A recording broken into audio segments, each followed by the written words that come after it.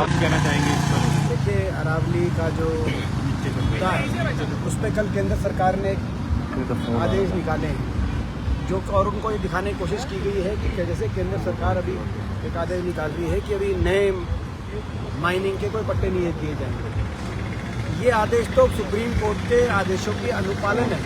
Supreme court के आदेशों में कहा गया कि 100 मीटर से कम की सारी पहाड़ी में माइनिंग हो वो अरावली नहीं मानी जाएगी, और साथ में ये कहा गया है कि जब तक नया माइनिंग प्लान ना हो तब तक कोई नए पट्टे ना दिए जाएं। तो ये तो मात्र उसी के आदेशों का अनुपालन मात्र है। मैं समझता हूँ कि केंद्र सरकार ने गलत पैरवी करके हमारे देश के पर्यावरण को नज़रअंदाज करके ये अरावली की 100 मीटर का फैसला सुप्रीम कोर्ट से कराने का कार्य किया। और ये जो फैसला केंद्र सरकार ने जो आज ये वकालत अरावली की करी है, कल ये शिवालिक की भी होगी, क्योंकि 100 मीटर का जो एक ये है, यानी कि कोई अगर पहाड़ की नज़दीक से नज़दीक समतल क्षेत्र से 100 मीटर की ऊंचाई तक है तो उसको अगर पहाड़ी का क्षेत्र नहीं माना जाएगा। अगर वो अरावली का नहीं है तो कल शिवालिक का भी नहीं। तो इसमें हरियाणा के बहुत से जिले प्रभावित हैं। सबसे ज़्यादा हरियाणा ही प्रभावित है, क्योंकि हरियाणा के अंदर तो लगभग अरावली, चाहे वो भिवानी में हो, चाहे वो दादरी में हो, चाहे वो महेंद्रगढ़ में हो, चाहे झज्जर में हो, रेवाड़ी में हो, गुड़गांव में हो, मेवात में हो, पलवल में हो, सारी जो अरावली है वो कहीं ना कहीं 100 मीटर से कम की जो है ऊंचाई पे मानी जाएगी। तो इस पे पूर्ण विचार होना चाहिए, रिव्यू पिटीशन होनी चाहिए। हम यूं अरावली को खनन माफिया, रियल एस्टेट माफिया, बड़े धनाडों के लालच का शिकार यूं नहीं होने देंगे। अपने पर्यावरण को यूं नष्ट होता हम नहीं देखेंगे। हम संघर्ष करेंगे अरावली को बचाने के। सरकार पूर्ण विचार और रिव्यू पिटीशन सुप्रीम कोर्ट में डाले, हमारी सरकार से ये हम मांग करते हैं। और कल के जो सरकार ने जो आदेश निकाले हैं वो उन आदेशों का कोई मायने नहीं है।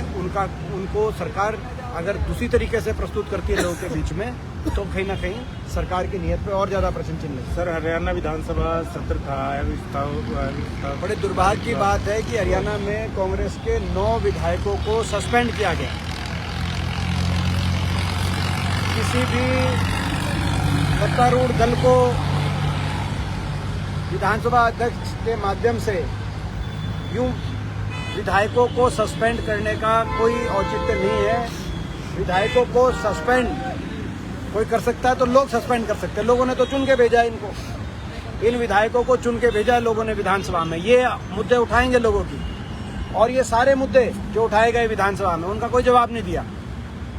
जल भराव का और मुआवजे का मुद्दा था, किसान को मुआवजा नहीं मिला अभी तक। एमएसपी की कल ढिंढोरा पीटा जा रहा है, मैं देख रहा हूँ। गृह मंत्री भी एमएसपी का ढिंढोरा पीट रहे, लेकिन एमएसपी पे कौन सी खरीद हुई? ना धान की खरीद हुई, ना कपास की खरीद हुई, ना बाजरे की खरीद हुई। ये एक बहुत बड़ा हमारा मुद्दा था। बीपीएल कार्ड जो काटे गए लाखों की तादाद में चुनाव की वोट के बाद, ये हमारा बहुत बड़ा आज हरियाणा के अंदर मुद्दा है। पर्यावरण को जो नष्ट किया जा रहा है, वायु प्रदूषण में आज देश में सबसे आगे पहुंच गया हरियाणा, एनसीआर।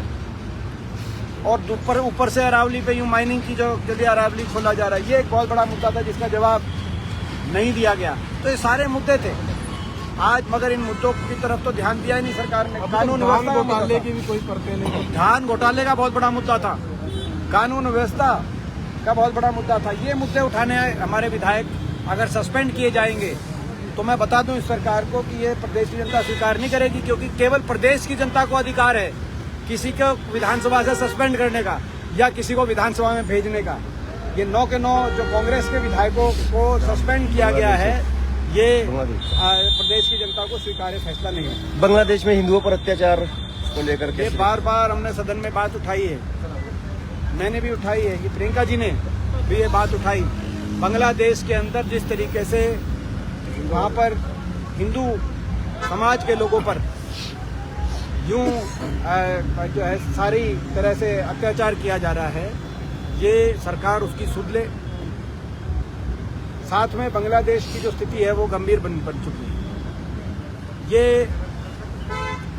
इस बात को लेकर मैं समझता हूं कि सरकार को इसका संज्ञान लेते हुए जो कदम हो सकते हैं अपनी विदेश नीति के स्तर पर, जो घुसपैठी है उनको निकाला जा रहा है। सही है। देखिए, बात ये है कि अभी तक 12 साल में क्यों नहीं निकाला? प्रश्न ये भी है। अभी तक तो किसी को निकाला ही नहीं। अभी तक तो 12 साल में केवल कहा क्यों जा रहा है, निकालें। पहले उनकी लिस्ट बनाई जाए, उनको देश के सामने लाया जाए, उनको बिल्कुल इसमें, मगर 12 साल से जो सरकार 12 साल से इस तरह की केवल बात कर रही है लेकिन निकालने में असफल साबित हुई है, उस सरकार के गृह मंत्री को जवाब देना चाहिए कि अभी तक उसका क्यों नहीं निकाला।